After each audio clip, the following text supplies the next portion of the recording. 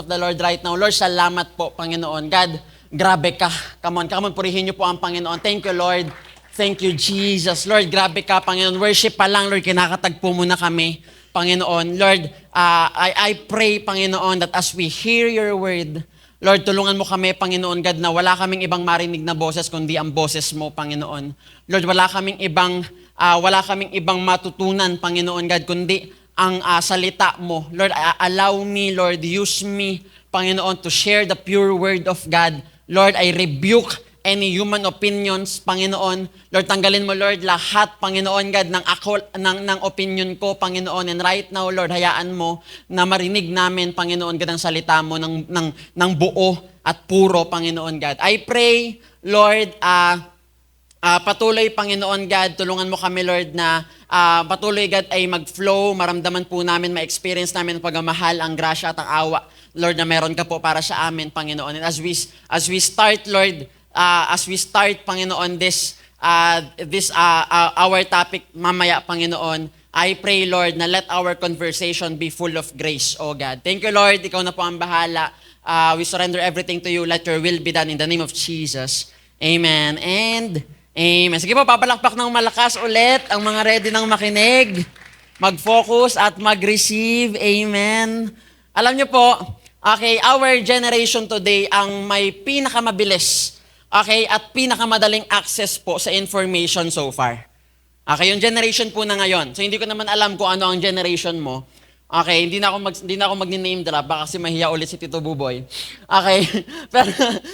Pero alam mo 'yon, itong generation daw natin ngayon ang may pinakamabilis at ang may pinakamadaling access po sa information. So far, bakit? Dahil po sa advancement of technology. Amen. Sa panahon po natin, yung mga bata lumalaki na ang katabi agad ay iPad. Amen? Lumalaki po ang mga bata ngayon na ang lumalaki may iPhone na. Di ba? Samantalang ako, hindi pa po ako nakakapag-iPhone. Amen? So, grabe po ang advancement ng technology. Lahat po ay easy access at lahat ay pwede nang makita, lahat po ay pwede nang malaman sa pamamagitan po ng napakaraming social media platforms. Tama po ba? Yes? Yes? At to tell you po, no, may mga advantage naman ng social media. Kapag kasi kausap ko nung nakaraan yung tropa ko si Mark Zuckerberg. Okay, sabi niya sa akin, okay, so totoo lang, pre AJ. Okay, maganda naman ang layunin ko diyan sa Blue Up. Wow. Okay? Maganda naman, may mga advantages naman yan at ako po ay naniniwala na meron itong magandang layunin. Pero kung may advantage po ang social media, meron ding disadvantage. Tama po ba? Yes? Yes? Ano-ano po ang disadvantage? Okay? Ano ang pwedeng maging epekto ng social media sa atin na hindi maganda? Okay, papakita ko po sa inyo, mabilisan lang po. Okay, the social media doom scrolling feature and addictive algorithm makes the user to spend excessive amounts of time on the platforms, taking away your ability to look away and time awareness, leading to lesser productivity and potential negative effects on mental well-being. So ang disadvantage po ng social media, ganito, yung compulsive habit of endless scrolling. Napansin nyo ba minsan? Alam mo, may i-check ka lang sa phone mo, naka 2 hours ka na pala. Amen? Napansin nyo ba yun? Di ba may i-check ka lang? Okay, tumunog lang siya saglit. Okay, pero 3 hours ka na pala na nagpe-Facebook. Alam mo 'yon? Kasi nga merong compulsive habit ang social media na dapat endless ang scrolling mo kasi bakit? Ang goal lagi ng social media ay kunin lagi ang attention mo. Okay? Ayun lagi ang goal. Since may psychological hook rin ito sa atin, may mga psychology student po tayo na gumraduate na, palapakan po natin si Lord. Ayan, si Sherilyn. Ayan, si Sherlyn. Okay, grabe po ang Panginoon sa kanila. Okay, kaya ako nabanggit kasi kay psychology po ito. I-correct nyo ako kapag mali ako. Okay? So, may psychological hook ito sa atin kasi kaya ang social media kaya po ang social media addictive siya kasi bakit? May psychological hook. Okay? Na ang goal po ng social media, i-feed ka ng i-feed ng information depende sa genre ng lagi mong pinapanood. Kaya for example, nanood ka ng basketball, next niyan puro basketball na, hanggang hindi mo na natigilan, pinanood mo na Chog Moral. Di ba? Di ba? Ako po kasi ganun eh. Di ba? Example ko na sarili ko. Okay, ito ngayon ay magre-resulta sa lesser productivity mo. Kasi bakit? Di ba na-consume na sobra ng social media ang oras mo? Yung dapat may pupuntahan ka, hindi mo na napuntahan. Amen? Yung dapat may gagawin ka, hindi mo na nagawa. Okay? Hindi mo na nagawa at meron rin po ang social media pong negative effect sa mental well-being mo. Meron pong isang study na lumabas at ginawa po nila ito. Sabi po nila, yung mga kabataan daw na they are spending 3 hours per day. Tingnan mo yung katabi mo ngayon, 3 hours per day ba yan? Makikita mo naman sa iBag eh. Makikita mo naman sa iBag. Di na kailangan magsalita. Okay? Yung mga kabataan daw na at least spending 3 hours per day sa social media ay na-expose daw sa matinding risk ng mental health issues katulad po ng depression at anxiety. Tanungin niyo ako bakit? Kasi nagko-consume ka, kapag ikaw nagso-social media ka, nagko-consume ka ng mga negative, okay, mga distressing or mga anxiety-inducing stories. 'Di ba ang hilig pa naman natin makakita ng mga storya, mga video na parang alam mo 'yon, yung parang may stress ka, 'di ba? Alam mo 'yon? 'Di ba lalo na, ito po, makinig po mabuti. Okay, kasi paano na tayo, palipad na po tayo. Okay? Lalo na kung hindi ka lang basta user, okay, ng social media. Ikaw rin ay content creator or vlogger. Diba? Shout out kay Viz Motovlog. Please follow his page. At kung may kakilala po kayong taga Marilao, i-refer nyo lang po sa kanya. Okay? Amen? So, content creator or vlogger ka din, di ba? Ito pa, ang content creator or vlogger po ay categorize po dito basta ikaw ay nagpo-post sa social media. Okay? Nagpo-post ka ng photos, nagpo-post ka ng videos, nagpo-post ka ng information, opinion, or stories. Content creator ka. Okay? Kaya ngayon sa Facebook ko ngayon, digital creator daw ako eh. Okay? Di ba? Share ko lang. Okay? Pero tingnan mo nga yung katabi mo at sabihin mo sa kanya, ay, vlogger ka pala, di mo sinasabi ah. Vlogger ka pala. Diba? Marami pala tayong vloggeries dito. Amen? Kaya ngayon po, makinig po, okay? Kaya ngayon, dahil ikaw ay content creator, gusto ko makita mo ngayon yung sarili mo na content creator ka, vlogger ka, kahit hindi pa masyadong sikat, basta vlogger. Okay? So, alam mo yon. Ngayon, dahil ikaw ay nagpo-post, dahil ikaw ay naglalagay ng kung ano-ano sa social media mo, nagpo-post ka ng pictures, videos, nagpo-post ka ng mga insight, okay, maniwala kayo sa hindi, marami na pong tao ang nakasubaybay sa'yo. Yes! Wow, 50K followers. Amen? Di ba, maraming tao ang sumusubaybay sa'yo, marami ring tao ang nakikita ang ginagawa mo. Di ba? Lalo na kung nag-vlog ka ng once in a day. Ano yun? Once in a life. Di ba? Ayun ba yun? The day. Alam nyo na yan. Di ba? Ay, nako. Di ko alam. Di ba? Pero alam mo yan, lalo na kung nag-vlog ka araw-araw, tapos talagang pinapakita mo yung araw-araw na ginagawa mo. Nakikita nila yung ginagawa mo araw-araw, tama ba? Nakikita na rin nila, pinapanood nila, tapos alam mo yung nakaantabay na, nakasubaybay na, inaabangan ng next post mo. Kaya sabi mo, abangan nyo ang mga next videos ko. Okay? Amen. Subscribe, like, and follow. Okay? Share nyo na rin. Okay? Ayan, praise the Lord. At hindi ka lang nila basta panonoorin. Malalaman po nila yung beliefs mo. Malalaman nila yung stand mo. Okay?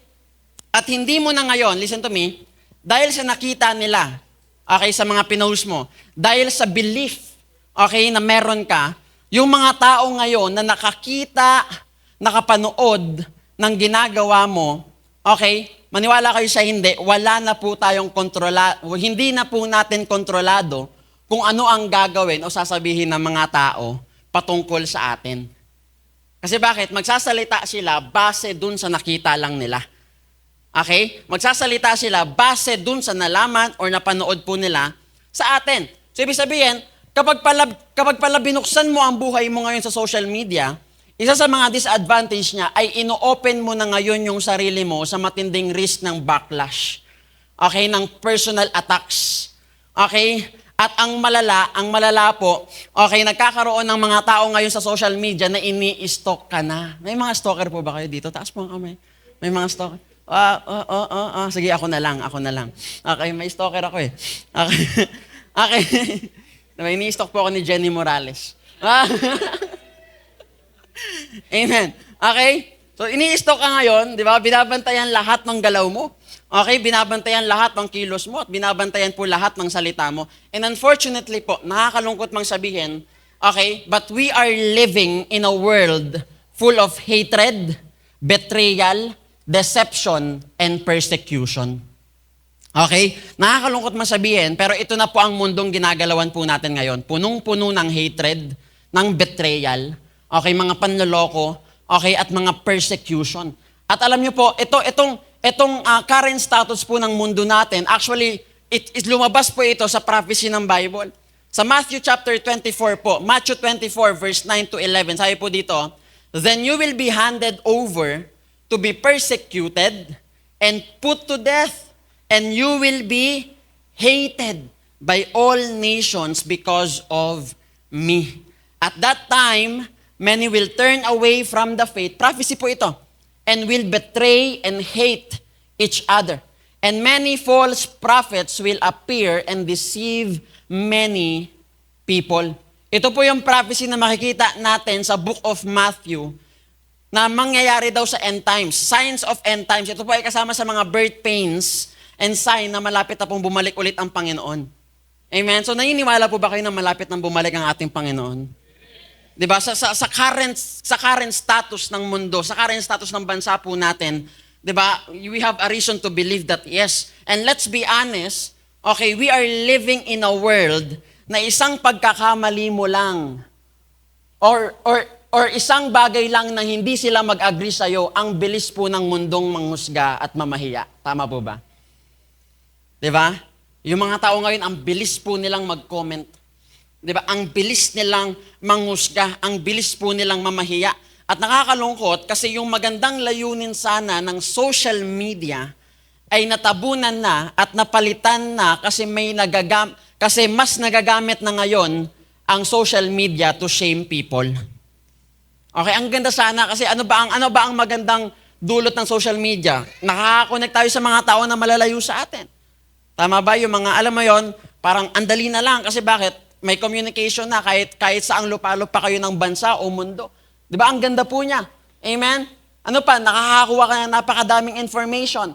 Pero nakakalungkot po na palitan na siya. Kasi bakit? Ang mas makikita mo na ngayon sa social media, puro pamamahiya sa tao. Di ba? Puro pagpo-post. Amen? Kaya nakakalungkot. Kaya sobrang trending rin po talaga sa panahon natin ng mga kataga na siguro lahat po tayo ay narinig na. Okay, ito po yung tinatawag nila sa panahon po natin na cancel culture. Narinig niyo na po ba yan? Cancel culture. Di ba? Sino sa inyo ay may kinancel na? Okay? Meron na ba kayong kinancel? Di ba? Kinancel nyo yung Netflix kasi wala nang pambayad. Amen? Kinancel yung Disney TV kasi hindi na ginagamit. Okay? Amen? So, ang cancel culture po, ang meaning po niya is, this is the modern practice. Okay? Ito po, sa panahon talaga natin ito. It is a modern practice of publicly shaming, rejecting. Parang ang liit ng PowerPoint natin, no? Pero sige, kaya niyan. Zoom lang, zoom. Okay?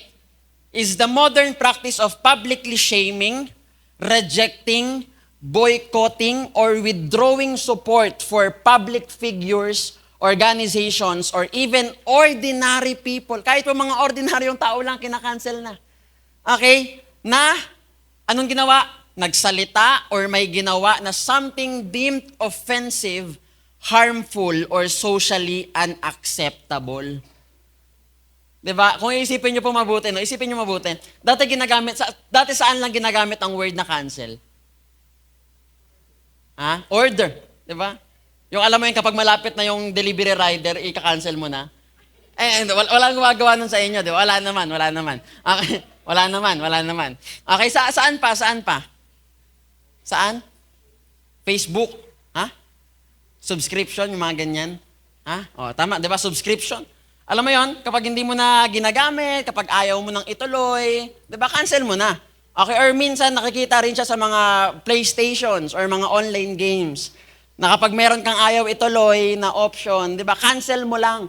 Okay? Pero nakakalungkot, grabe po, kasi ang word na cancel ay ginagamit na rin sa mga tao na may sinabi, may ginawa na mali at gusto mong i-express ang disappointment mo. Gusto mong i-express yung ano mo, yung disapproval. Amen? Gusto mo na makita ng lahat na hindi ka nag-agree sa sinabi o ginawa ng tao na yun. So cancel mo na lang. Diba? So actually po, mas matindi po ang cancel culture sa mga sikat. Kasi may mga concert na kina-cancel, 'di ba? May mga movies na kina-cancel, 'di ba? At nung nagre-research po ako about cancel culture, actually ang daming lumalabas. Pero isa sa mga nakita ko po, yung cancel culture po na word ay unang lumabas, or unang ginamit po noong 2016. Okay? 2016 po siya ginamit. At ito ay unang ginamit sa context po ng murder of sa murder po ni George Floyd. Siya po ay parang siya po yung isa sa mga member po ng yung samahan po ng Black Lives Matter. Okay? Ibig sabihin parang about po ito racism po na nangyayari sa Amerika. Okay? Or alam mo yun, kahit sa buong mundo nangyayari na rin po ito. Okay? So, ginamit po nila yung word na cancel culture. Kaya, alam mo yon, kinancel po nila. After po ng pangyayari na yon, nung sumikat po ang cancel culture, kinancel po nila lahat ng movies na nagpo-promote ng racism. Okay, kinancel nila yon. Tinanggal sa lahat ng platforms. Okay? So, powerful din pala kasi parang protesta rin siya, di ba, kung iisipin nyo. Pero actually, pwede mo talaga siyang ihalin tulad sa protesta or boycott. Pwede rin siyang parang EDSA Power Revolution. Parang ganun lang siya. Pero nagsisimula usually ang cancel culture sa online, sa social media. Okay? So, pero ang nakakalungkot po dito, ang cancel culture po ay iba. Iba po ito, mas matindi po. Kasi bakit? Ang cancel culture po ay mas hateful. Mas sarcastic.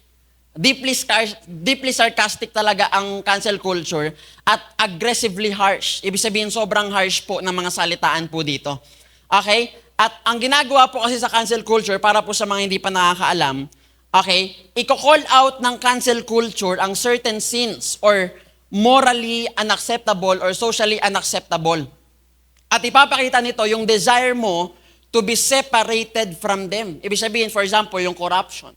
Di ba? Yung parang, pag sinabing cancel culture, i-call out ang corruption, specifically corruption, at lahat ng mga taong papatunayan na nag-corrupt, ika-cancel talaga. Amen? Parang ganun po yung nangyayari dito. So, ibig sabihin, kung iisipin mo, parang tama naman. Okay? Tama ba? Parang tama naman kasi bakit? Dinidil yung kasalanan dinidil yung mali. Okay? Pero, bakit malala ang cancel culture? Because sa cancel culture po, yes, dinidil ang kasalanan pero walang forgiveness. Sa cancel culture, dinidil mo ang kasalanan pero walang mercy. Walang extension of grace. Walang love. Okay? Kasi bakit ang gusto mo lang sa cancel culture, ipahiya lang yung tao. Amen? Nakakasun pa po? Okay? So ang goal ng cancel culture, i-publicly talaga i-humiliate mo, ipapahiya mo ang tao. So ibig sabihin, na-realize ko po, habang inaaral ko siya, cancel culture seeks to destroy sin. Ang ganda sana. But in the process, okay, it destroys people. Amen? Cancel culture seeks to destroy sin, but in the process, it destroys people. Diba? Akala po ng mga tao, tama pa ang ipinaglalaban po nila. Pwedeng tama nga naman, pero habang inilalaban po nila yun, ang dami ng tao ang nasisira din. Mag-a-agree ba kayo? Okay lang mag-disagree. Okay, mag-a-agree ba kayo kapag sinabi kong lahat tayo ay may mga bagay sa buhay natin na ikinahihiya natin at hindi nakaka-proud ikwento? Mag-a-agree po kayo? Okay? Even ako. Okay? May mga bagay sa buhay po natin na hindi tayo proud makita ng iba sa atin. Amen? Alam mo yon? Hindi po nag-materialize dito kung alam mo yon, kung ngayon nangyayari or dati pa. Pero basta part ng story mo na ikinahihiya mo at hindi ka proud ikwento, 'di ba? Now, tanungin kita, paano kung yang ikinahihiya mo biglang nalaman ng katabi mo? Kasi meron kang diary sinusulat eh. Tapos nung pumunta yung kaibigan mo sa bahay nyo, nagbasa ng diary, walang sense of privacy. Nagbasa ng diary, nakita niya tuloy doon yung top 3 sins mo. Naglagay ka ng top 3 na kasalanan mo eh. Amen? Tapos nakita niya, nabasa niya. Tapos ang ginawa ng kaibigan mo, ipinagkalat niya sa mga kaibigan niyo pa. Uy, alam mo ba, nabasa ko yung diary ni ano? Gusto niyo ba? Tea? Gusto niyo ba ng tea? Di ba? Tara, kape. Di ba? Ikape na natin yan. Pag-usapan na natin yan. Di ba? Paano ko yung ikinahihiya mong kwento, yung ikinahihiya mong istorya, biglang nalaman ng katabi mo, tapos ipinagkalat niya pa. Ano kaya ang gagawin mo? Sige nga, tingnan mo muna yung katabi mo ngayon, nang malagkit. Okay? Totoo ba yon? Di ba? Talaga bang gagawin mo yan? Okay? Baka lang naiisip mo ngayon. Di ba? Pero ikaw, anong gagawin mo? Ano kaya ang mararamdaman mo kapag yung kasalanan na itinatago mo, yung istoryang ikinahihiya mo, bigla na lang sumabog. Di ba? Bigla na lang lumabas. Bigla na lang na-expose. Maybe siguro lahat tayo magagalit tayo, tama ba? Sasabihin natin, anong problema mo? Bakit mo ba ako pinapangunahan? Artist. Di ba? Di ba? Tapos pwede mo sabihin sa kanya, ano bang ginawa ko mali sa'yo? Nag-walling ka na. O kaya nag-staring. Okay? Di ba? Pwede mo rin sabihin sa kanya, hindi, sinuko ko na yan kay Lord. Amen. Christian. Okay? Bakit ko ito sinasabi? Bakit ko ito sinasabi? Because, okay, mag-a-agree siguro tayong lahat that we don't want our sins to be exposed. Tama po ba? Ayaw po natin na ma-expose ang kasalanan natin. Ayaw nating maraming nakakaalam. Ayaw nating pinagpipiestahan. Amen? Ayaw po nating pinag-uusapan tayo. Pero what if, gusto ko ibahin natin yung POV mo, kanina ikaw yung na-expose. Ngayon, pag-usapan natin, what if hindi ikaw yung na-expose? What if yung katabi mo? Sige nga, tapikin mo katabi mo ngayon. May ma-expose. Di ba? What if yung katabi mo yung ma-expose? What if yung kasalanan ng kaibigan mo ang ma-expose? What if kasalanan ng ka-life group mo ang ma-expose? What if ang kasalanan ng mentor mo ang ma-expose? Or what if kasalanan ng pastor ang ma-expose? Okay, pastor mo, tanungin kita, ano kaya ang gagawin mo? Kaya na ikaw yung na-expose, pero ngayon ibang tao ang na-expose. Ano kaya ang gagawin mo? Okay? Mamaya sasagutin po natin lahat. Okay? And we will do it Jesus' way. Amen? In this hatred and judgmental generation, grabe po. Okay? Sa generation po natin ngayon, hindi na pwedeng magkamali. Sa totoo lang. Tama ba? Hindi na pwedeng magkamali. Na parang, alam mo yun, parang kapag nagkamali ka, no amount of apology is enough. Na kahit anong sorry mo, di ka papatawarin ng tao. Di ba? Ayun po ang mundong ginagalawan natin eh. Now, kung ganun ang mundong ginagalawan natin, paano natin dapat i-address o i-deal ang pagkakamali ng mga tao sa paligid po natin? Tanungin kita, ikaw na Kristiyano, how can you reflect the love of Jesus dun sa taong na-expose? Hindi na ikaw, yung tao na. Paano mo ngayon i-reflect, paano mo ngayon ipapakita sa kanya ang pagmamahal ni Jesus na ikaw rin naman ay naranasan mo? Amen? At sasabihin sa'yo ni Lord na namatay rin ako para sa taong yan. So yung same love na nararanasan mo, ay actually deserve rin niya na maranasan. Amen? That's why today po I want to share a message entitled, Cancel or Compassion. Intro pa lang pala yun. Maybe joke lang. Cancel or compassion. Okay? And alam niyo po, no, kapag usapang compassion po, the best person to ask and the best person to answer those questions is none other than Jesus. Amen? Grabe po ang track record ni Jesus pagdating sa ganito. Alam niyo po ba ang mga kwento po ni Jesus? Jesus went and encountered the Samaritan woman. Yung katulad po sa sinasabi ni Coach Ian kanina. Amen? In-encounter po ni Jesus ang Samaritan woman in the well. Amen? And actually po, to give you the context, ang Samaria po ay iniiwasan po nila. Pero si Jesus, pinuntahan niya. Yung mga taong iniiwasan ng iba, si Jesus po pinupuntahan niya. Amen? Kaya grabe po si Jesus. Ano pa, si Jesus po ang kaisa-isa lang na humawak sa mga lepers. Lahat ng tao ayaw humawak sa mga lepers kasi bakit magiging unclean po sila at baka mahawa po sila. Okay, pero si Jesus lang po ang katangi-tangi na hinawakan ng mga lepers at pinagaling. No one dared to touch them. Jesus only. Ano pa, Jesus welcomed sinners who were despised. Diba kaya nga sabi ng mga Pharisee sa kanya, bakit siya kumakain kasama yung mga sinners? Ang sagot niya, hindi ako naparito para sa mga righteous. Nandito ako para sa mga sinners. Amen? Ano pa? Jesus blessed the children. Lahat po ng tao nung time po nila, tinataboy ang mga bata kasi bakit? Istorbo eh.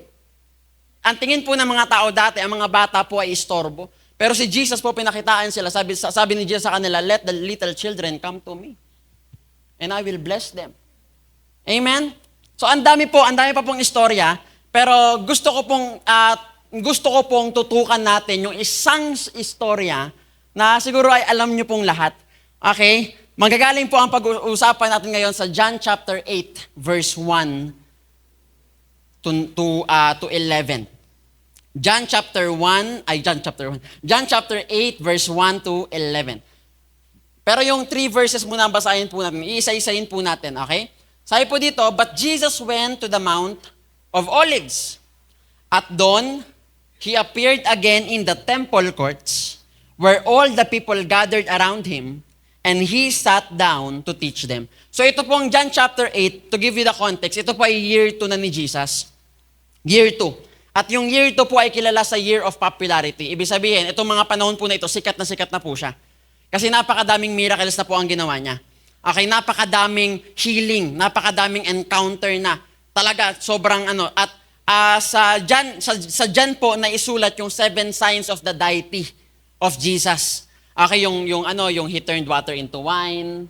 Okay, yung pinagaling niya yung pinagaling niya yung si Bartholomew, yung bulag. Okay, yung mga ganon. Okay, ibig sabihin lahat ng yon miracles. Okay, nakita po dito yon. Okay? So anong nangyari? Sabi po dito, okay, the teachers of the law and the Pharisees brought a woman, nung nasa temple courts daw po si Jesus, kasama ang mga tao na sumusunod sa kanya at tinuturuan niya.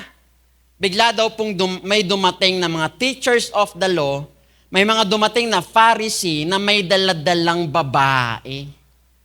Okay? At yung babae po na ito, hindi basta-basta lang. Ang babae po na ito, he is a woman caught in adultery. Familiar? Yung adulterous woman. Okay? Daladala ng mga Pharisees, religious of the law, teachers of the law, yung isang babae na caught, ibig sabihin na nakita sa akto, nahuli sa akto. Okay, na talagang nangangalunya. They made her stand before the group. Ang ginawa po nila sa babae, hinarap po nila sa buong grupo. Imagine niyo na lang, ang daming tao doon. Diba kasi bakit nagtuturo si Jesus? Daming tao. Dumating yung mga Pharisees, yung mga teachers of the law. Okay? At to give you the context po, pumunta si Jesus sa Mount of Olives. Ang Mount of Olives po ay located sa Jerusalem. At ito po ang kampo ng mga Pharisee. Ibig sabihin, teritoryo po nila ito. Okay? Ang mga Pharisee po, mga magagaling sa theology, mga experts sa law, mga aral, edukado. Okay? At ginawa ni Jesus dito sa story na ito, ang pinakamatitinding miracles na magpapatunay na siya po ay Diyos. Dito po sa John chapter 8, ay papatunayan po ni John sa atin na si Jesus po ay Diyos. Bakit? Kasi kaya rin po ni Jesus magpatawad ng kasalanan. Okay? He can also forgive sins and reveal them. Now, every time po na nagbabasa or nadidiscuss ang John 8, di ba ako po, usually po naririnig ko po ito, usually, ang mga preacher po ay nakafocus dun sa babae. Nakafocus sila sa babae na pinatawad, iniligtas ng Panginoon. Alam natin yung story na yon na walang bumato sa kanya. Dapat babatuhin siya pero walang bumato. Tama ba? Madalas ang mga naririnig ko, yung babae ang focus, na tayo ay pinatawad ng Panginoon, tayo ay kinaawaan ng Panginoon, tayo ay niligtas ng Panginoon. Pero ngayon po, hindi ko yan gagawin. Okay? Gusto ko ngayon, imaginein mo ang POV ni Jesus. Okay? Gusto ko ngayon, hindi man ikaw, pero gusto ko ngayon, tingnan mo hayaan mo na makita mo ang istorya na ito sa lens ni Jesus. Paano niya tingnan? Paano niya makita? Ano ang nararamdaman niya? Ano ang nararanasan niya? Okay?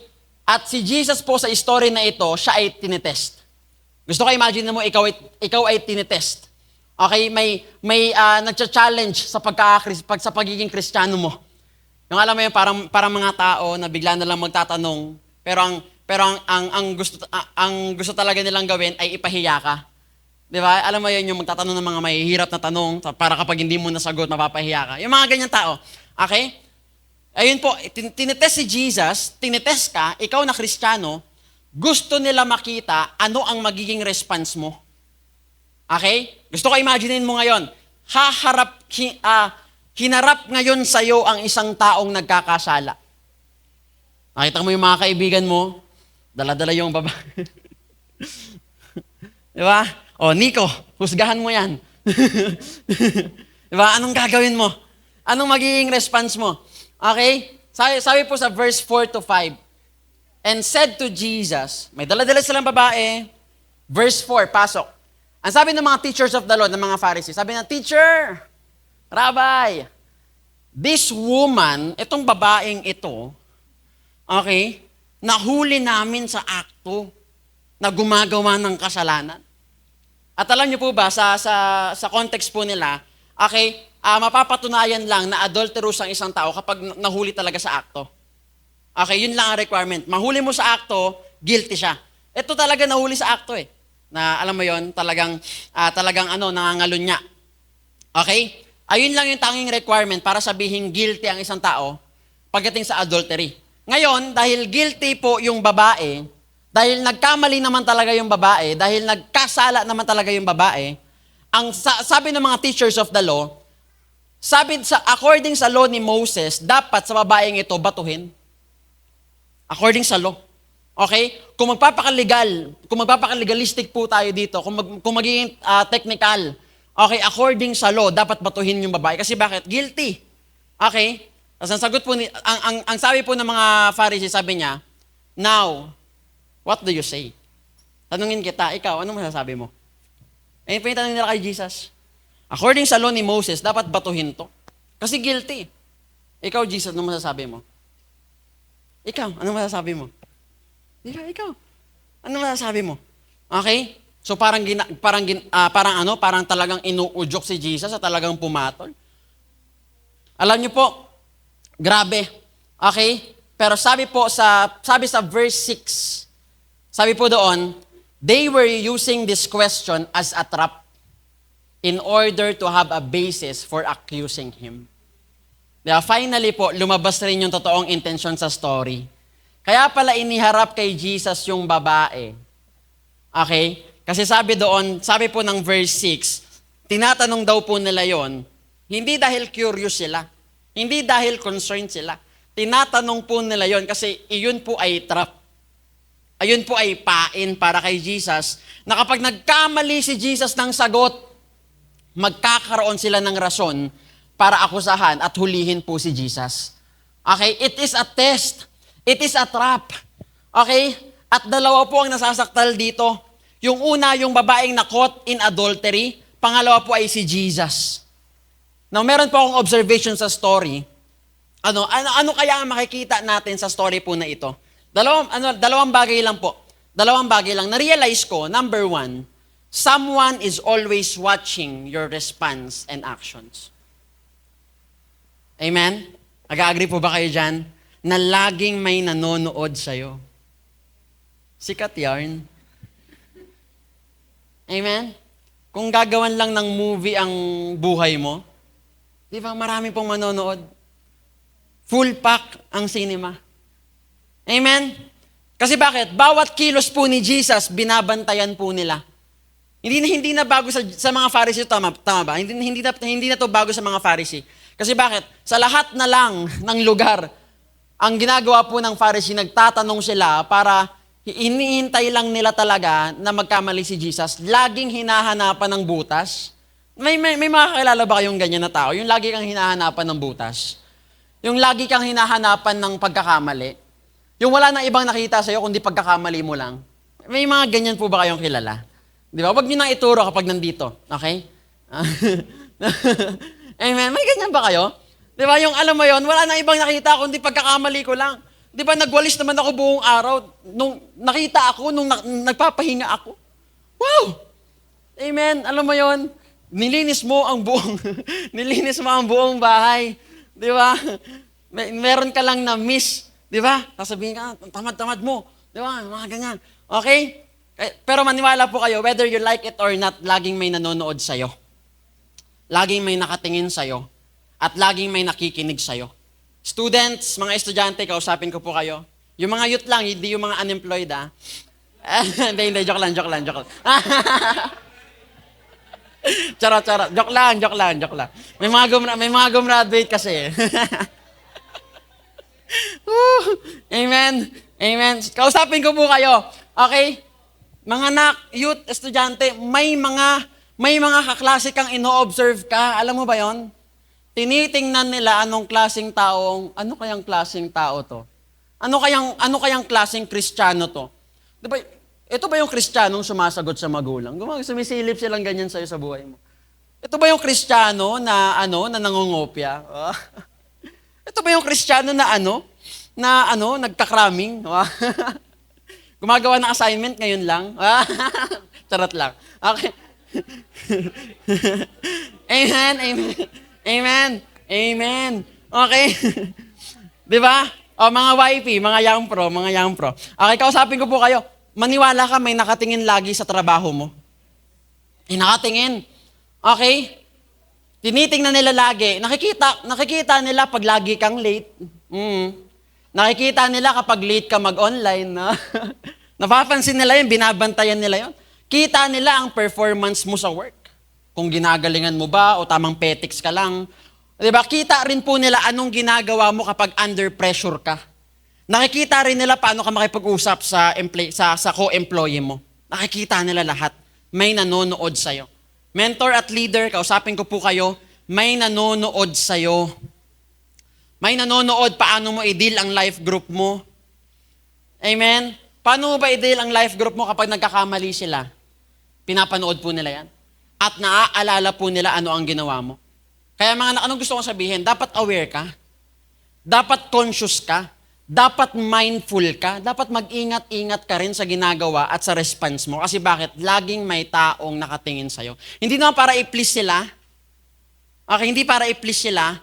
Pero kasi alam mo, ambassador ka ni Kristo eh. Representative ka ni Lord. At kung ano ang makita nila sa'yo, yun din ang aakalain nila na karakter ni Lord. Di ba? Representative ka kasi ni Lord. You have the right to express yourself, yes, but we are ambassadors of Christ. Ito, representative ka ni Lord sa family mo. Di ba? Representative ka ni Lord sa campus mo, workplace mo, at community mo.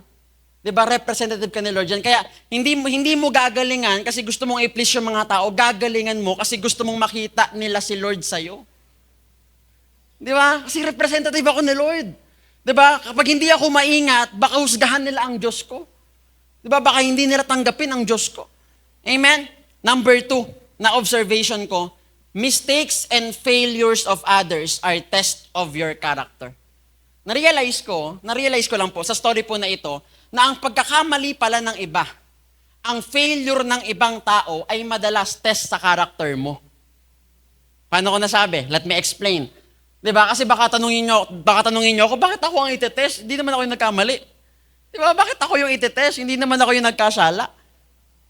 Pero na-realize ko po, sometimes, when we see or hear people fail, when we see or hear people commit mistakes, it is a test of our character, a test of your behavior, and a test of your Christianity.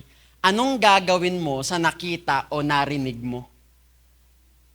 Ikakalat mo ba yan? Ichichismis mo ba yan? Di ba? Amen? Test of character siya. Kapag may nalaman ka ngayong isang taong nagkamali, hindi pala lagi na dapat sila ang i-deal. Minsan may kinokorek rin sa Lord sa character mo, paano ka magre-respond dun sa pagkakamali nila. Ano ang gagawin mo sa taong nagkamali na yon? Si Jesus naman kasi talaga, ito po sa story po natin ngayon, akala kasi natin, babae po ang target nila dito. No. Lumabas ang intention. Si Jesus naman kasi talaga ang target at concern po nila dito. Curious sila anong sasabihin ni Jesus. Anong magiging response ni Jesus? Ano magiging reaction ni Jesus? At ano ang gagawin ni Jesus? Curious sila. Ano ang gagawin nito? Kasi confident yung mga Pharisee. This time tama kami. 'Di ba? Kasi yung sinasabihan nilang guilty naman talaga. This time tama kami. Confident sila. So gusto nila ngayon makita, ano kaya ang gagawin ni Jesus? Mga anak, makinig kayo sa akin mabuti. In a world full of righteous people, is there someone who will love, not judge? Sa mundo kayang ginagalawan natin ngayon, na punong-puno ng mga taong mga perpekto, diba, may tao kaya na magmamahal kaysa manghusga? Amen? Paano mo kausapin yung mga taong nagkamali sa life group mo? Paano mo i-welcome yung mga taong nagbabalik sa simbahan? Di ba, unang upo ba nila? O bakit ka nawala? Paliwanag ka. Ano? Di ba? Kaya alam niyo po, ako po natutunan ko lang, lately po natutunan ko lang, sa mga tao po na bumabalik sa simbahan, sa mga tao po na bumabalik sa Diyos, minsan pala ang pinaka-loving na response ay yung mag-shut up ka muna. Minsan ang pinaka-loving na response, yung wala kang sasabihin, yakapin mo lang. Namiss ka namin. Ay, may sinabi ka pa rin eh. Ay, niyakap mo lang. Niyakap mo lang. Di ba? Mga anak, what would Jesus do? Curious ako, ano kaya ang gagawin ni Jesus? Kasi bakit? Ako ini-imagine ko po yung story. Confident yung mga Pharisee inaabangan po nila ang sagot ni Jesus. Di ba siguro nakaabang silang ganyan, nakaganyan pa yan. Ano ang gagawin nito? Minsan may mga nakapamewang pa. Picturean niyo ako sa side na to. Amen? Pero alam niyo po, nagulat sila. Kasi bakit? Sa verse 6, ang ginawa po ni Jesus unusual. Sabi po dito, but Jesus bent down and started to write on the ground with his finger. May sinusulat po si Jesus. Ang sabi po ng verse 6, nung naghihintay ng sagot, yung mga Pharisee mula kay Jesus, wala sila nakuha ang sagot. Ang nakuha po nila, yumuko lang si Jesus, nagsulat sa lupa gamit ang daliri, habang dumadaldal yung mga Pharisee, meron po siyang sinusulat. Now, I wonder, curious ba kayo kung ano yung sinulat niya? Curious ba kayo? Diba? Kasi ako po, matagal ko nang nabasa ang verse na ito, pero sabi, ano kaya sinulat? Ano kaya nangyari doon? Matagal ko na po yan iniisip rin talaga. Diba? Pero, na-realize ko, nung habang inaaral ko pa siya, hindi natin ito maiintindihan kung hindi natin aaralin yung Jewish culture at practices po nila. Okay? Nung panahon na yon. Now, para maintindihan po natin at malaman po natin yung meaning ng pagsusulat ni Jesus, babalik tayo sa previous chapters. Sa chapter 7. John chapter 7 verse 37, sabi po dito, on the last and greatest day of the festival. Ito po ay panahon ng Feast of Tabernacle. Okay? Sabi po doon, nung last day na and greatest day, sabi po doon, Jesus stood, tumayo si Jesus sa harapan, at isinigaw niya ng malakas. Isinigaw niya ng malakas. Diba? Said in a loud voice, sabi niya, let anyone who is thirsty come to me and drink. Okay? At dito po talaga, grabe po, may huli at mahalagang araw na kung saan yung, ang nangyayari po kasi sa one last and greatest day po ng Feast of Tabernacle, ganito. Okay? Sana may paliwanag ko siya ng maayos, no? Ang nangyari po dito, ang ginagawa po nilang practice, may lumalabas na priest. Pag last day na, pag greatest day na, lumalabas na yung priest mula sa temple. Okay? At ang gagawin po ng priest, pupunta sa Pool of Siloam. Meron po silang pool doon ng Siloam. Pool of Siloam po ang tawag, na spring of living water, yung tubig po doon. Tapos, okay, sa Jewish culture po, okay, living water is very, very essential po sa pamumuhay po nila. Importante po sa kanila ang living water. Okay? At ang living water po ay usually spring. Okay? Spring po yan. Kung nakakita na po kayo ng spring, yung tumatalbog, ay hindi po yan, yung tubig. Okay? Okay? Kaya ang nangyayari po dito, sa Jewish culture po nila, lumalabas yung priest, pumupunta sa Pool of Siloam, tapos ang ginagawa niya po, taon-taon, okay, may dala pong jar na malaki yung priest. Tapos ang ginagawa niya, doon po sa Pool of Siloam, nagsasalok siya. Pupunuin niya yung jar, pupunuin na. Tapos kapag puno na po yung jar, ibabalik niya sa temple. Tapos yung spring of living water na nakuha niya, na nilagay niya sa jar, ibubuhos niya po doon sa altar. Unti-unti. Tapos, habang binubuhos po yun sa altar, sa gitna po ng high season of dryness, habang binubuhos yung living water sa altar, ang prayer po ng priest ganito, Lord, send us the living water. Lord, send us the living water. Ayun po ang prayer. Okay? Now, ito na yung gusto ko makita nyo. Just try to imagine, ginagawa po ito ng priest. Salok siya, pasok sa temple, nandun din si Jesus. Habang binubuhos niya yung living water sa altar, Lord, send us the living water. Nung pinag-pray ng priest yun, biglang humarap si Jesus, sabi niya, I am the living water. Nakuha ba? I am. Di ba? Grabe yung majestic, di ba? I am the living water. Okay? Sabi niya po, let anyone who is thirsty come to me and drink. Nung nagpipray ang priest ng send us the living water, bigla pong nag-introduce si Jesus ng sarili niya. Biglang lumabas si Jesus, bigla siya nagpakilala. At ang nangyari po sa story, di ko na nilagay kasi masyadong mahaba na eh. Ang nangyari po sa after niyan, some people believed him, but some people rejected him. Nagkakagulo na. Nagkakagulo sila. May mga nagsasabi, siya na ang Messiah. May mga nagsasabi, siya ay baliw. Di ko alam kung lumabas talaga yun. Pero alam mo yun, may mga taong nag-doubt sa kanya. May mga taong ni-reject rin siya. May mga tao pong pinalayas na lang siya, pinaalis. Okay? Pinalayas po siya dahil hindi naintindihan ang sinabi niya. Tapos, after ng John chapter 7, verse 37, pasok ang John chapter 8. Sa Mount of Olives, may Pharisee, teachers of the law, may dalawang babae. Hinarap sa mga tao, husgahan mo yan. Anong gagawin mo dyan? Okay? Nakikita niyo po yung story, nakakasunod? Nung inintroduce niya ang sarili niya na siya ay living water, may mga nang-reject sa kanya. Now, okay, the woman was caught in adultery at gusto po nilang malaman kung ano ang gagawin ni Jesus dito. Anong response niya? Papatayin niya ba? Babatuhin niya ba? Husgahan niya ba?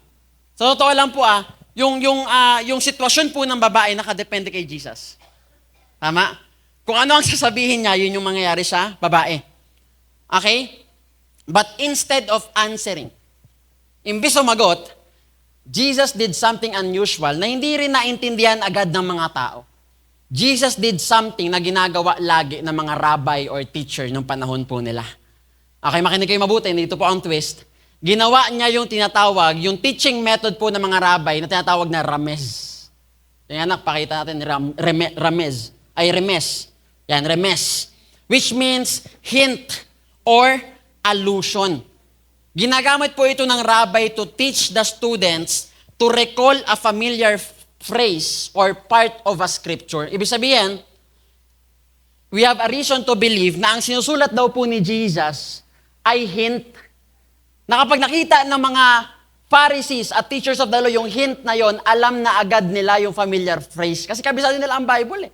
Kabisado nila ang Torah. 'Di ba? Ang law. Kabisado po nila yon. Okay? So, ginagamit po ang remes para ma-recall ang familiar phrase or part of a scripture na ine-expect niya na yung audience niya ay alam na yung the rest of the passage. Dudugtungan na lang po nila. Hint lang, dudugtungan na po nila. Now, yumuko siya, nagsulat siya, ang tanong anong sinulat niya. Okay? Natuklasan ko po na ito ay fulfillment. Itong pangyayari na ito, fulfillment po siya ng prophecy sa Jeremiah. Connected pala. Jeremiah chapter 17, verse 13. Sabi po dito, Lord, you are the hope of Israel. All who forsake you will be put to shame. Yung mga nang-re-reject sa'yo, sila dapat ang pinapahiya. Those who turn away from you will be written in the dust because they have forsaken the Lord, the spring of living water. Anong ginawa ng mga tao? Nung nagpakilala si Jesus na I am the living water? They rejected Him. Some people rejected Him. At ang sabi po ng prophecy ni Jeremiah, yung mga tao daw na ire-reject ang living water, yung mga pangalan po nila isusulat sa lupa. Nakuha niyo po? Yung sinusulat po ni Jesus sa lupa ay remes. A hint to recall a particular passage and prophecy in Scripture. Jesus said, I am the living water.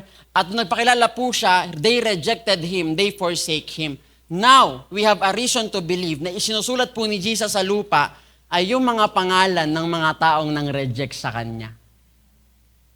Naiintindihan? Nakakasunod po kayo? Okay? At yung mga pangalan na yon ay same na pangalan ng mga taong gustong husgahan yung babae. Intindihan nyo? Okay? Ibig sabihin ng nangyayari po dito, pinaparecall ni Jesus sa kanila yung moment na nireject nila siya. Ako nga, nireject nyo eh. At pinapaalala po ni Jesus sa kanila kung ano ang ginawa nila.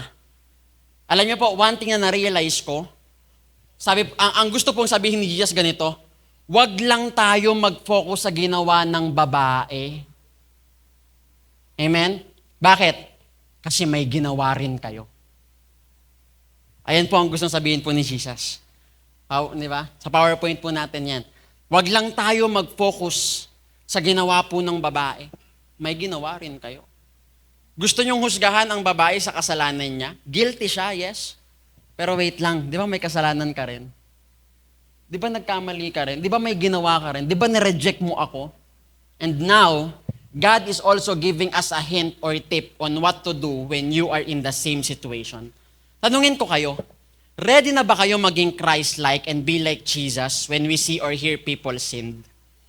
Ready na ba kayo mag-respond katulad kung paano nag-respond si Jesus kapag nakakita siya ng mga tao na nagkakamali, nadadapa at nagkakasala?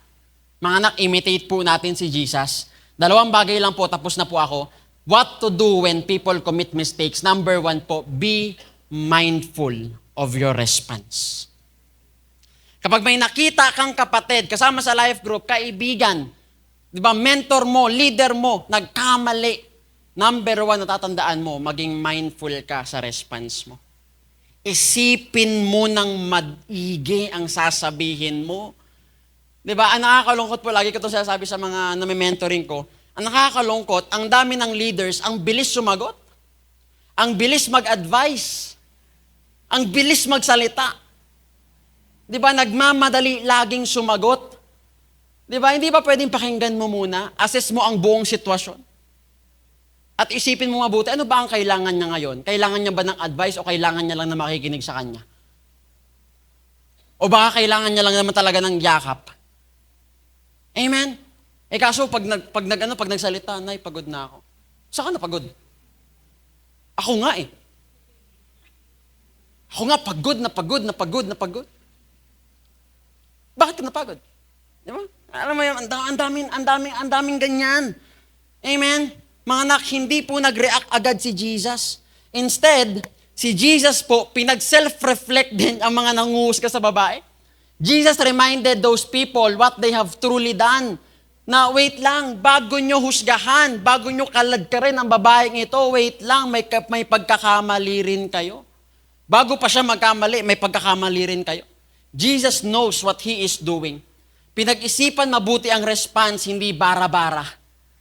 Amen? Pinag-isipan ng mabuti ang sasabihin, hindi kung ano-ano lang. Okay? Madalas, nakinig po kayo sa akin, madalas, bago ka sana magsalita, mag-isip ka rin muna. Amen? Amen? Alam po ni Jesus na ito ay test at hindi niya pinatulan. Ang goal po nila, ipahiya ang babae, ipahiya si Jesus, pero dahil maingat si Jesus sa response niya, sila po ang napahiya. Wait lang, may kasalanan din kayo. Diba? Kaya ako po na-realize ko, mas magandang manahimik muna at mag-isip kaysa ang dami mong sinasabi. Amen? Do you agree? Di ba minsan, alam mo yan, kapag ikaw mentor ka, leader ka, mas maganda siguro manahimik na lang muna tayo, no? Amen? Alam mo yan, kaysa ang dami mo nang sinabi, ang layo-layo naman na. Di ba, mag-isip muna, huwag magmadali. Assess the situation bago magsalita at kumilos. Mga anak, huwag ka munang magdedesisyon at huwag ka munang magsasalita kapag galit at emosyonal. Tiyak magkakamali ka na pagsisisihan mo habang buhay. Tandaan niyo po, lahat ng salitang binitawan mo, hindi mo na kayang bawiin. Amen, the damage has been done. Saktan mo na ako, ngayon ka pa magsasorry. Anong gagawin ng sorry na yan? Amen? Di ba? Wala ka nang kakayanang bawiin nyo kasi bakit nabitawan mo na eh. May nasaktan ka na eh. Amen? Kaya mag-isip muna tayo. Pag-isipan mo muna maigi. Be mindful of your response. And number 2 po, last na, challenge them. Challenge them. Or invite them for self-reflection. Ito po kailangan ni Jesus sumagot pero hindi agad siya sumagot. Hindi siya nagbigay ng satisfaction sa mga accusers. Kasi ako po na-realize ko, minsan pala talaga hindi na natin kailangan magsalita. May mga moment ba kayo na nakita nyo mismo, parang hindi ko na kailangan magsalita. Parang hindi ko kailangan pumatol, parang hindi ko kailangan sumagot. Okay, kasi bakit? Accusers will continue to accuse when they hear an answer or argument. Alam nyo bakit? Bakit dapat hindi ka nagsalita? Kasi kapag nagsalita ka, magsasalita rin siya. Kapag bumira ka, bibira rin siya. Di ba? Kapag personal ka na, personal na rin siya. At maniwala kayo, yung usapan nyo po hindi na matatapos. It will never end. Di ba? Sumagot ka, sasagot rin. Wala na. Ayaw po ni Jesus makipagtalo. Ayaw niya makipag-argue. At na-realize ko, Jesus didn't answer with flair, but He answered with a dare. Hindi po, si Jesus po, hindi siya sumagot sa outburst lang ng galit niya. Sumagot po si Jesus with a dare. Ano ang dare niya? Ang dare niya ganito, ang hindi pa nagkakasala, siyang unang bumato. Sige nga. Yung mga hindi pa nagkakamali dyan, sige nga, ikaw nga unang manghusga. Ayun po ang sasabi ng Panginoon. Dare.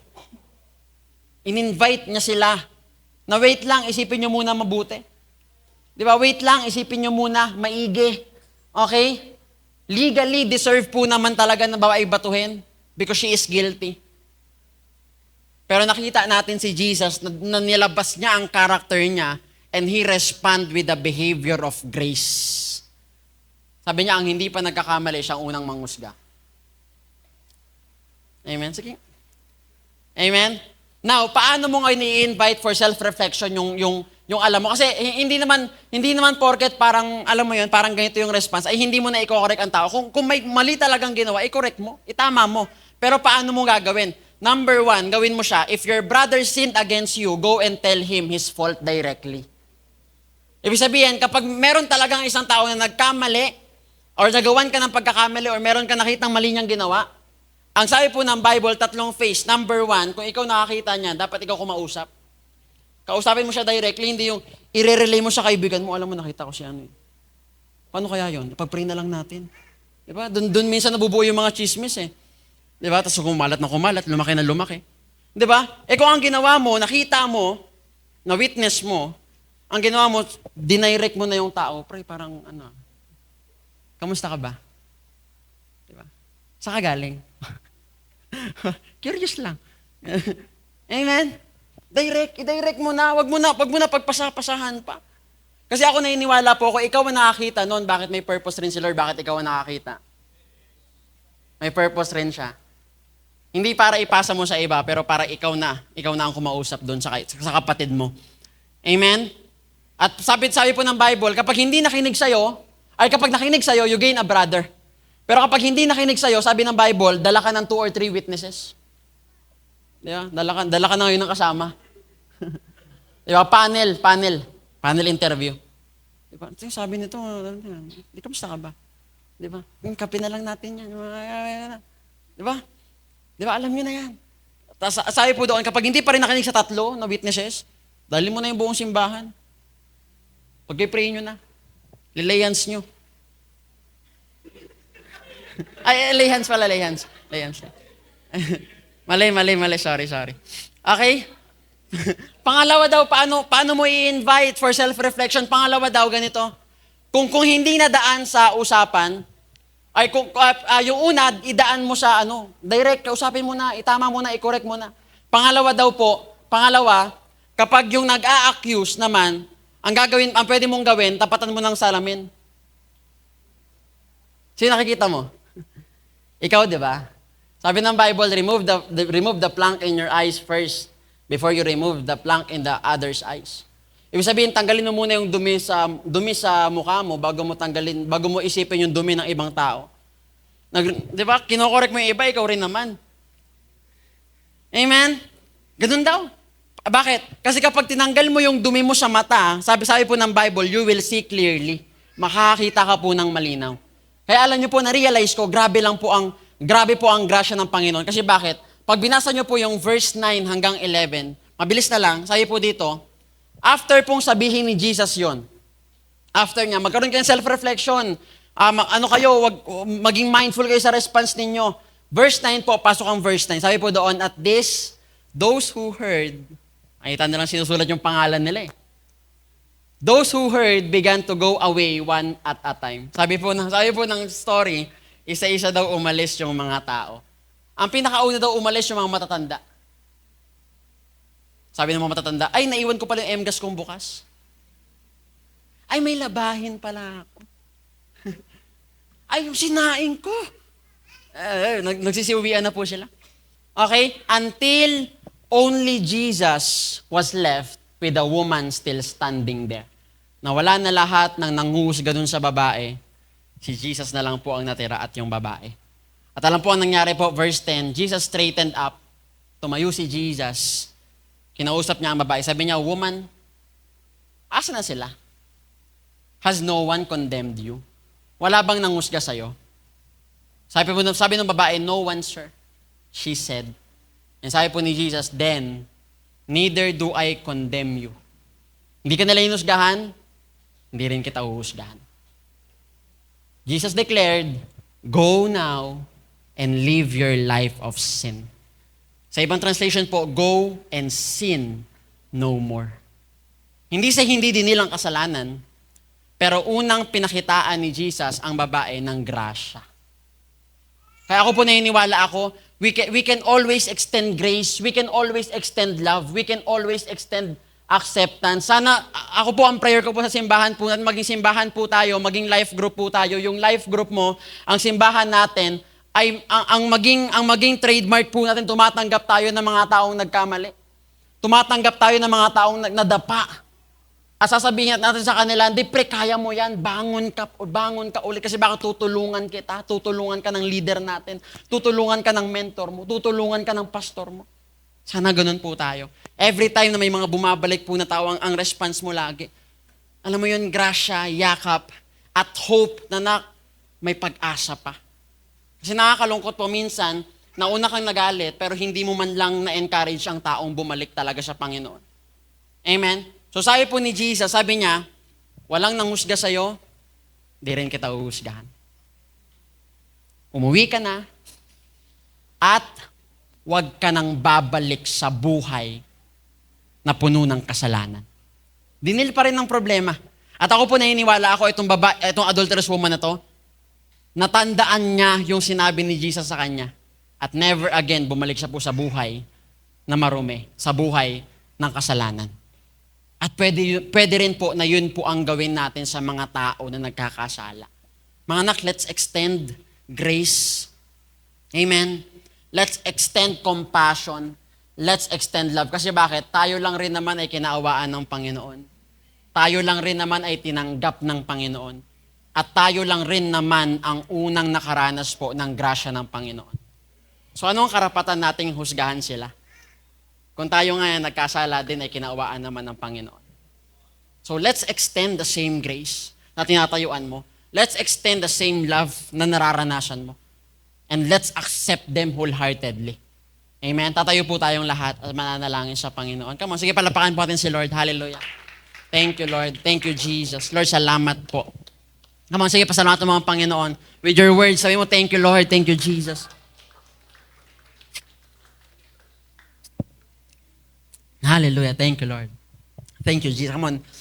We will pray to the Lord right now. And I want you to close your eyes.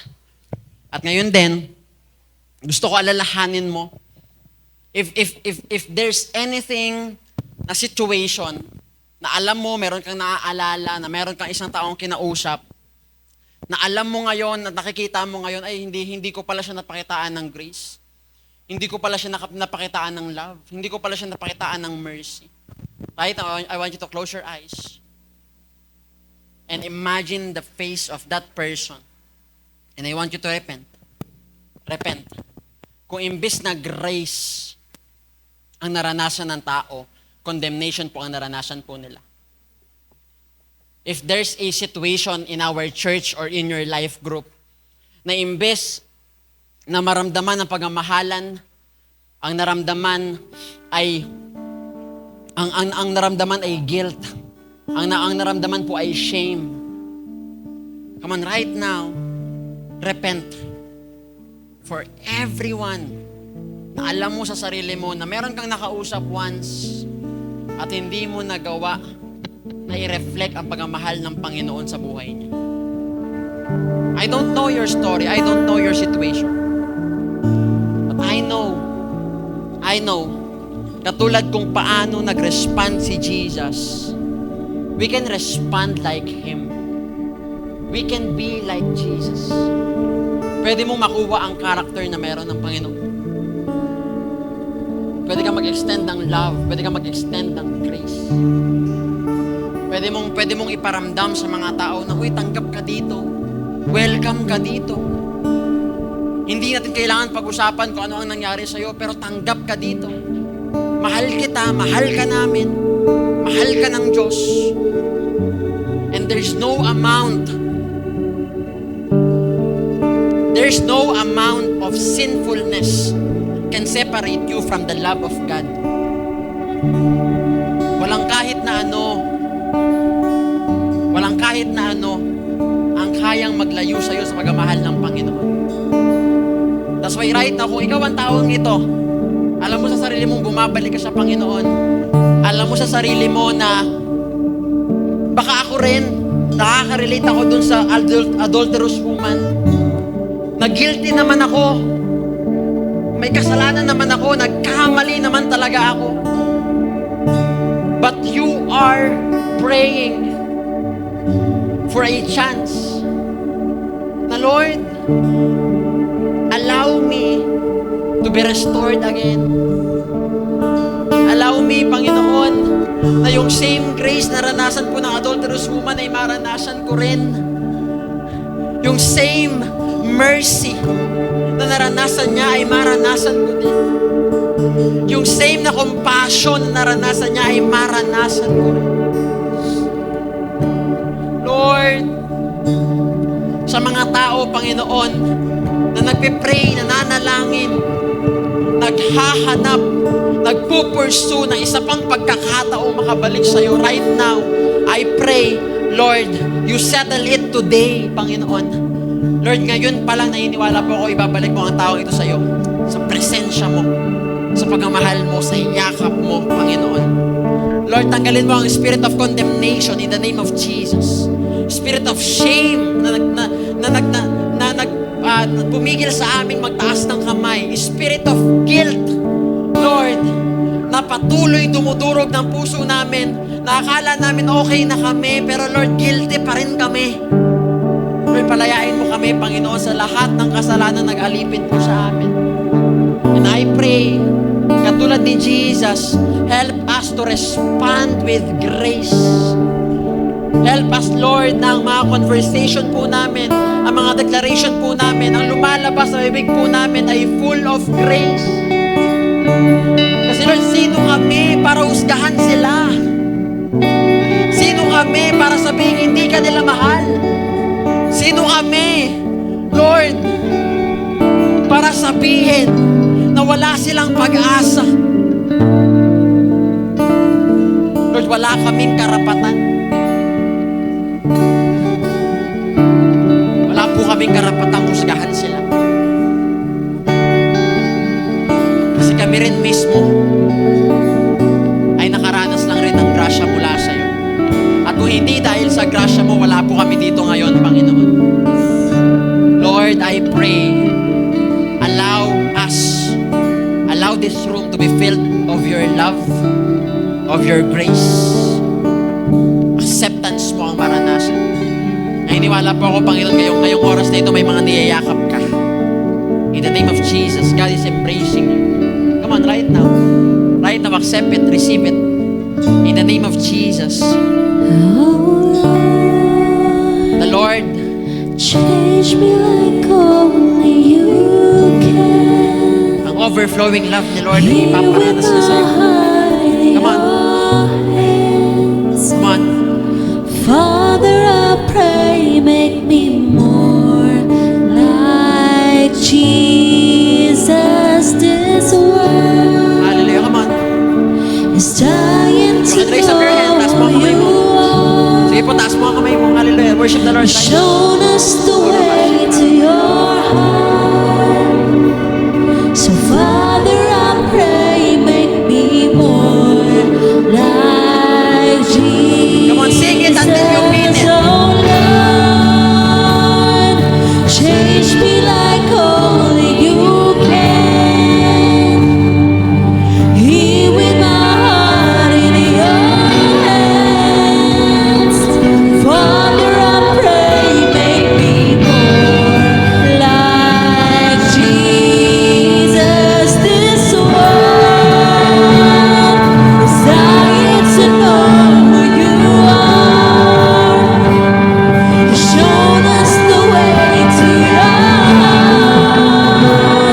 So Father, I pray, make me more like Jesus. Oh Lord, change me like only you can.